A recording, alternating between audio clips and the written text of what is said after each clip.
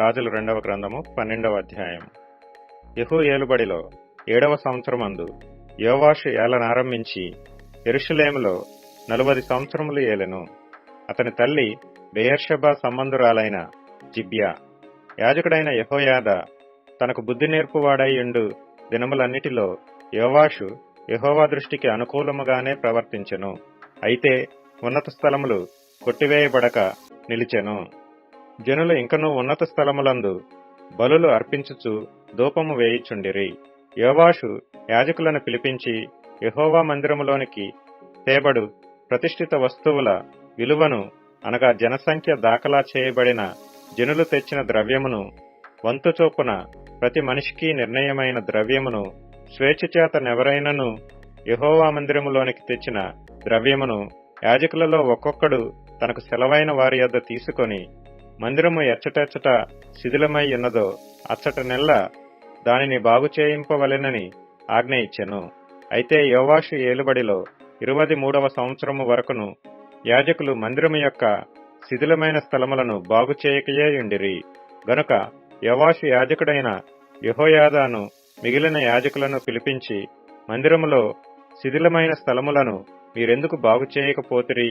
ఇకను మీ సెలవైన వారి యొద్ద ద్రవ్యము తీసుకొనక మందిరములో శిథిలమైన స్థలములను బాగు చేయుటకై మీరు అంతకు ముందు తీసుకొనిన దానిని అప్పగించుడని ఆజ్ఞ ఇచ్చియుండెను. కాబట్టి యాజకులు మందిరములో శిథిలమైన స్థలములను బాగు చేయుట మా వశము లేదు గనుక జనుల యొద్ద ద్రవ్యము ఇక తీసుకొనమని చెప్పిరి. అంతటా యాజకుడైన యెహోయాదా ఒక పెట్టెను తెచ్చి దాని మూతకు బెజ్జము చేసి బలిపీఠము దగ్గరగా యెహోవా మందిరములో ప్రవేశించు వారి కుడిపార్శ్వమందు దాని నుంచగా, ద్వారము కాయు యాజకులు యెహోవా మందిరములోనికి వచ్చిన ద్రవ్యమంతయు అందులో వేసిరి. పెట్టెలో ద్రవ్యము విస్తారముగా ఉన్నదని వారు తెలియజేయగా, రాజు యొక్క ప్రధాన మంత్రియును ప్రధాన యాజకుడును వచ్చి యెహోవా మందిరమందు దొరికిన ద్రవ్యము లెక్కచూచి సంచులలో ఉంచిరి. తరువాత వారు ఆ ద్రవ్యమును తూచి యెహోవా మందిరపు కాపరులకు, అనగా పనిచేయించు వారికి అప్పగించిరి. వీరు యెహోవా మందిరమందు పనిచేసిన కంసాలులకును, శిల్పకారులకును, కాసిపని వారికిని, రాతి పని వారికిని యెహోవా మందిరమందు శిథిలమైన స్థలములను బాగు చేయుటకు బ్రాణులనేమి, చెక్కబడిన రాళ్లనేమి కొనుటకును, మందిరము బాగు చేయుటలో అయిన ఖర్చు అంతటికిని ఆ ద్రవ్యము ఇచ్చుచూ వచ్చిరి. యెహోవా మందిరమునకు వెండి పాత్రలైనను, కత్తెరలైనను, గిన్నెలైనను, బాకాలైనను, బంగారు పాత్రలైనను, వెండి పాత్రలైనను చేయబడలేదు గాని మరమ్మతు పనిచేయ వారికి మాత్రము ఆ ద్రవ్యము ఇచ్చి యెహోవా మందిరమును మరలా బాగు చేయించిరి. మరియు పనివారికిచ్చుటకై ఆ ద్రవ్యము అప్పగింత పెట్టుకొనిన వారు నమ్మకస్తులని వారి చేత లెక్క అడుగలేదు. అపరాధ పరిహారార్థ బలుల వలనను, పాప పరిహారార్థ బలుల వలనను దొరికిన సొమ్ము యెహోవా మందిరంలోనికి తేబడలేదు, అది యాజకుల దాయను.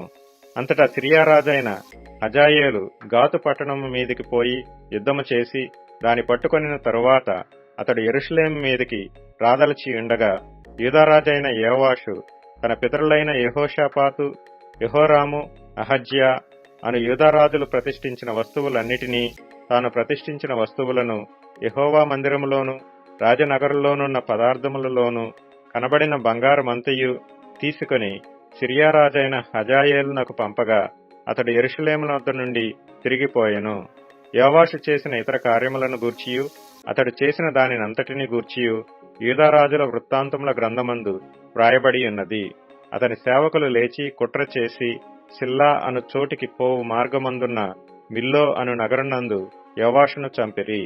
ఎట్లనగా షిమాతు కుమారుడైన యోజాకారు షోమేరు కుమారుడైన యెహోజాబాదు అను అతని సేవకులను అతని మీద పడగా అతడు మరణమాయెను. జనులు దావీదుపురమందు అతని పితరుల సమాధిలో అతనిని పాతిపెట్టిరి. అతని కుమారుడైన అహజ్యా అతనికి మారుగా రాజాయెను.